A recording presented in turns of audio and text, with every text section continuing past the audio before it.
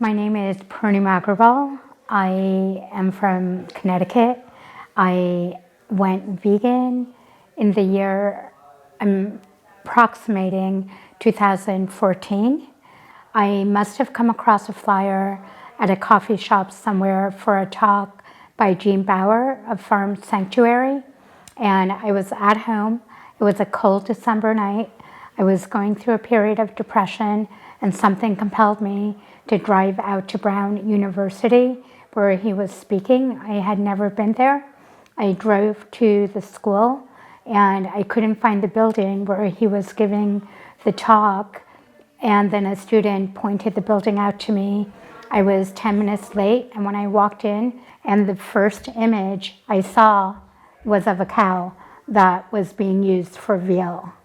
And something went off in my head, and I made the connection that despite being raised as a vegetarian, we as Indians consume huge amounts of dairy. And it always seemed like, oh, we're only taking, milk from the cow. The cow isn't being injured, it's not being killed. So it was more cultural conditioning on my end, being a vegetarian. So after going to that talk, I came home, I spoke to my husband. I told him that I wanted to convert our house from a vegetarian household to a vegan household. And I shared the information with him that I learned.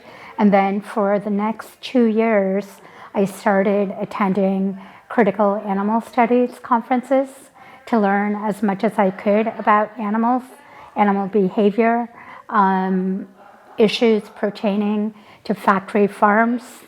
Yeah, it changed my thinking, it changed my life.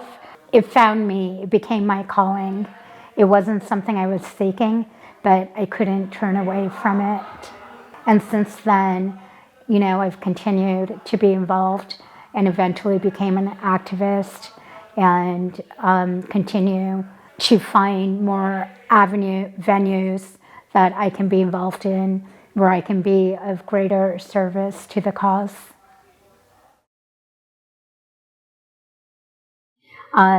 Those 2 years I spent reading and attending conferences and learning started helping me connect the dots between the various, as we say, isms, from like sexism to racism to, I guess, speciesism, made me think of the difference between domesticated pets and pets used for food, which I always felt compassionate for, but was removed from really thinking about them as these sentient beings because I didn't grow up with animals, live near farms. I had a pretty healthy diet before becoming vegan. What did change was I think I had more mental clarity, and it also impacted how I viewed the world around me and my decisions I made in the past. If I went in and bought, whether it was shampoo or toothpaste or some food item, I didn't think too much about where it came from, what company, etc. After that, I started thinking about, are there animal products in this? Did something suffer for it? Physically, it's a little more complicated because I have a hypothyroidism, and I was working out more, but I did shift my diet. Dairy was completely taken out, and like most people feel a great change in their body. For me, because I think I was a vegetarian and that didn't eat cheese that much, it was a slight difference, but it affected my mentality a great deal, especially my decision-making process and how I started viewing the world and things around me. To me, there's no hierarchy in terms of living creatures. It's for the animals. we're animals. They're sentient beings who are not meant to be exploited at any level. That's my number one reason, above health, above anything else. I want to see them free. I want them thriving. I don't want to see suffering. I've been privileged to be able to go to sanctuaries and see them up close and get to know some of them and their personalities, and just, yeah, they're these beautiful sentient creatures. Non-human animals should not be exploited for any reason. They're not, as DXE says, they're not meant for us. They have their lives, they have their choices, families, ways of living, ways of thriving, and we have no right in taking that away from them and commodifying them. That's been a learning experience for me. Initially, I think like most people, when I saw Earthlings, when I went to the talk, when I made the connection, I was angry. I didn't understand how people could consume meat or kill animals or commodify them as we do, or use them for entertainment. I started taking some classes in psychology, and there's a Polish psychologist, Kazimierz Dabrowski, who talks about theory of positive disintegration. And one of the things he mentions is most people are very much fixated on habit and convenience. And this is an approximation, but 10 to 14% will change overnight, but the rest will make slight changes. And I think there's just many different ways of approaching people. For some, it might be the environment. For some, it might be them being used in circuses. I've learned through my own family, which is the most challenging, religion. Hindus, when you bring up dairy, we're the largest consumers of dairy, and but Hinduism ascribes to ahimsa, which is nonviolence, but they don't make the connection with the cows.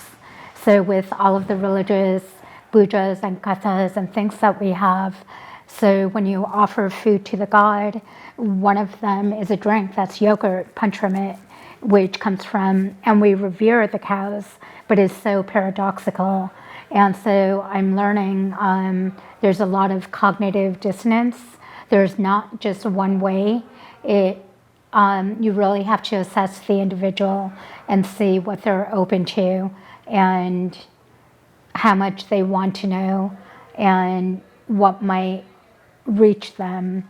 I have friends who are environmentalists, and when you share with them, in terms of like methane gas that's produced from cows, etc., that might have an impact. There are those who love elephants, and then they learn about what happens as circuses, so there are different ways. If anything, I've learned there's not one way of reaching out to people, and you definitely can't preach or present them with statistics and facts. I've certainly learned that. So for someone who shows some kind of interest, I have packets at home of like starter kits, how you can begin. So rather than doing all the research and homework on my own, I give them the leaflets I've collected. Being a vegetarian, the challenges weren't that great, and there are more foods available today for vegans. What was challenging initially is I had a great love for cheese, and my comfort food was pizza, until I went to DXE's conference and learned about Miyoko and Miyoko's cheese and some of the other ones. There is no Whole Foods near where I live, but I found one. I realized there are other companies that came out with vegan cheeses. But overall, no. I was very big into eating vegetables and fruits and whole grains and lentils. So in that sense, I was very lucky. The only thing I can say that was difficult was my family.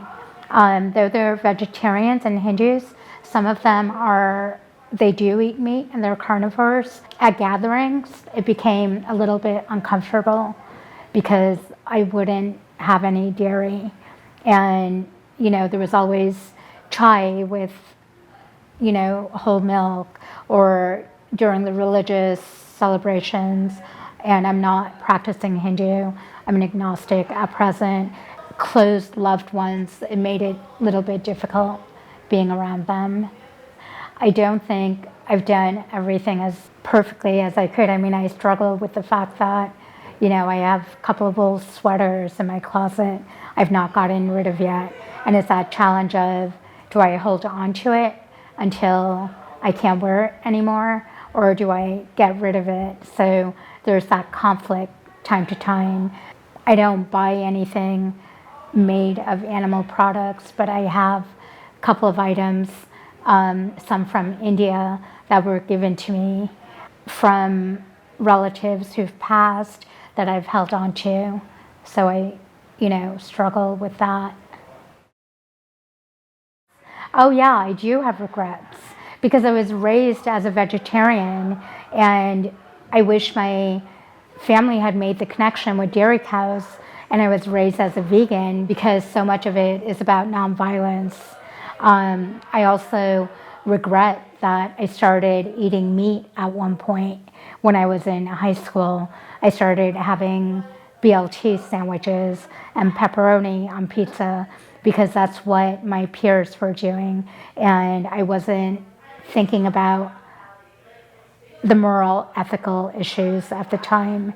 So I definitely have those regrets. And the other regret I have, when I did become a vegan, I was angry with family, friends, people, the way I communicated to them. I wish I was more respectful and calmer instead of almost kind of giving a lecture to them when I would see them. So I do regret that. I think I could have definitely improved upon my communication style and just reined it back, just kind of let it simmer and settle and go on my own journey for a bit. So there were definitely those regrets. Didn't make the connection regarding cows and dairy. I think because of my culture, and I remember my relatives and my parents, I remember asking them once about cows, and they said, oh, they don't kill cows.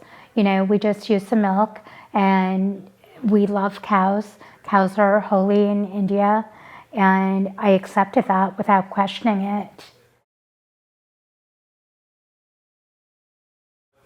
No. But I didn't think about going vegan, which shocks me. I was a vegetarian, but I never thought about my consumption of dairy and what cows go through. I had no clue.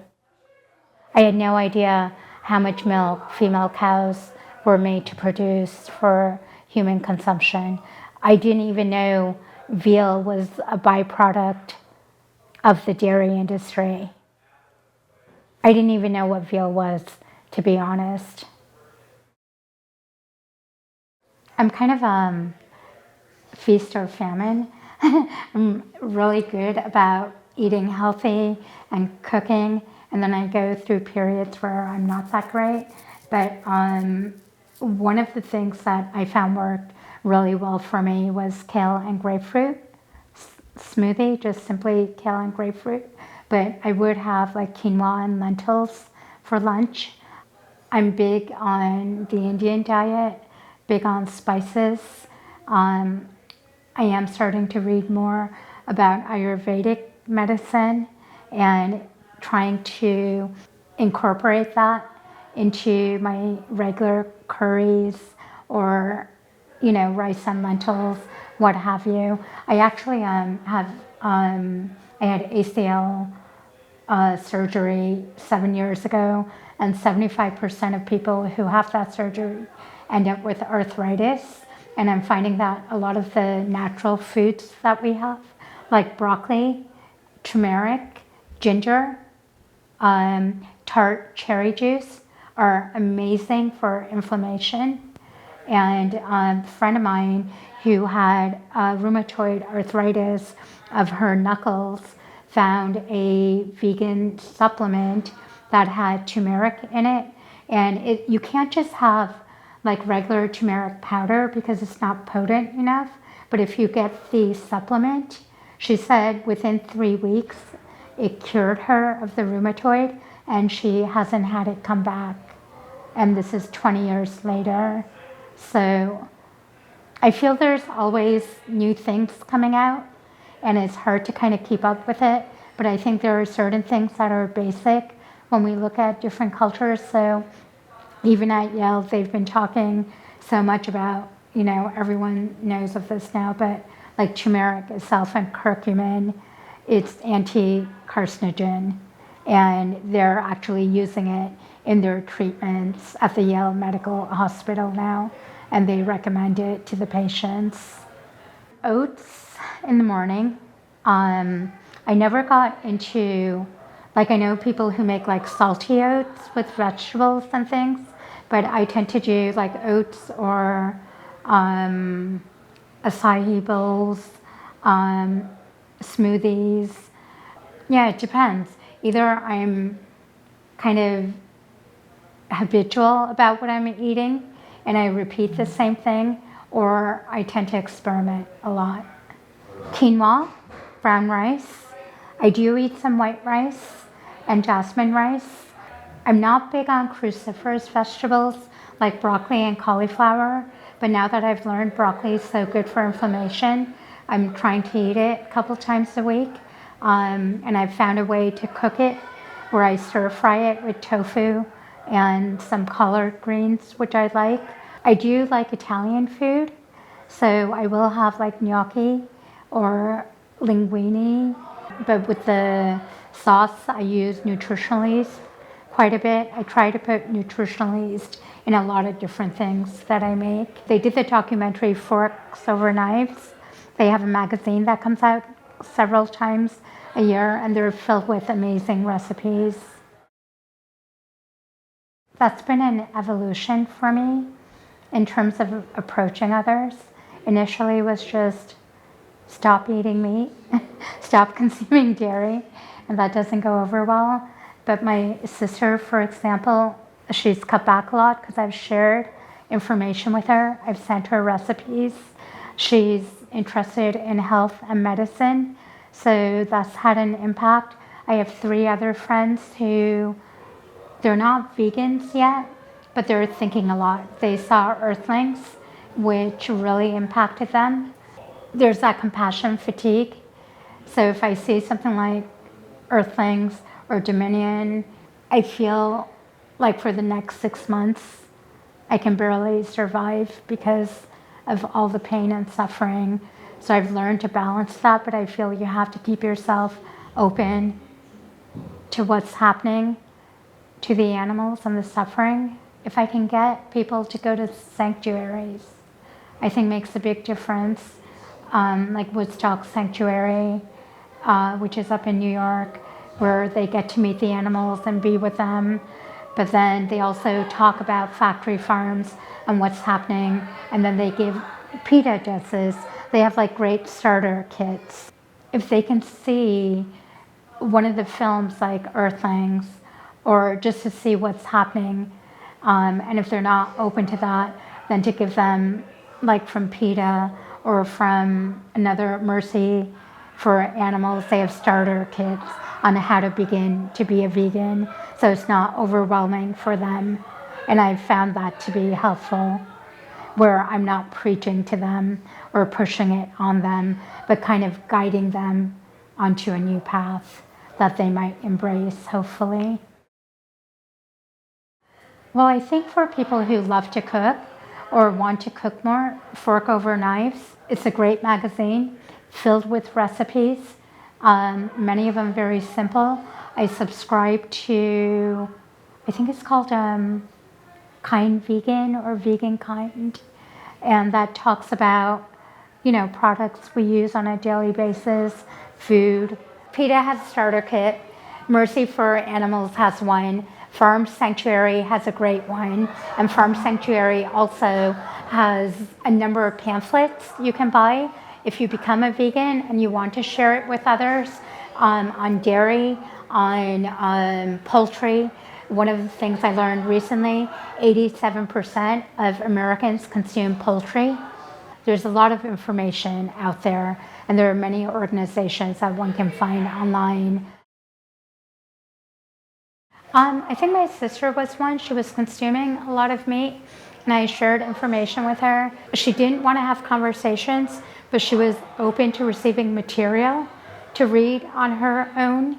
So she's not 100% vegan, but I think she eats meat like once a week now. A friend of mine recently contacted me. He was a huge carnivore, and he's a vegetarian now, and he's starting to make the connection to cows. But I have to say, overall, it's been a huge challenge.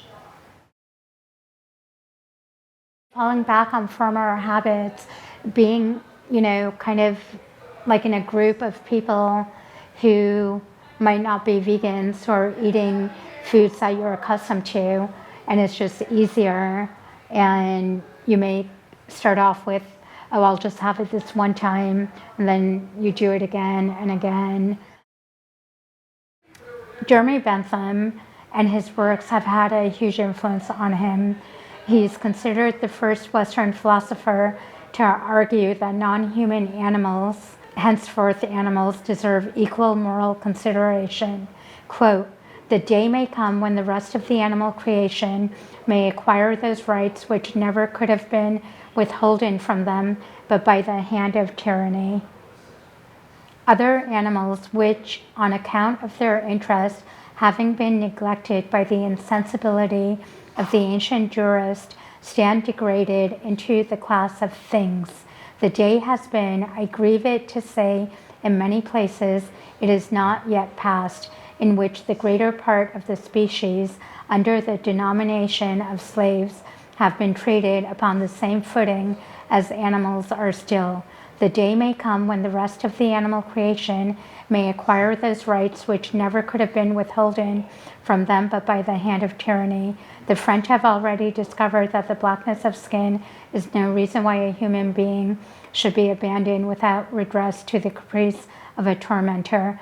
It may come one day to be recognized that the number of legs, the velocity of the skin, or the termination of the os sacrum are reasons equally insufficient for abandoning a sensitive being to the same fate.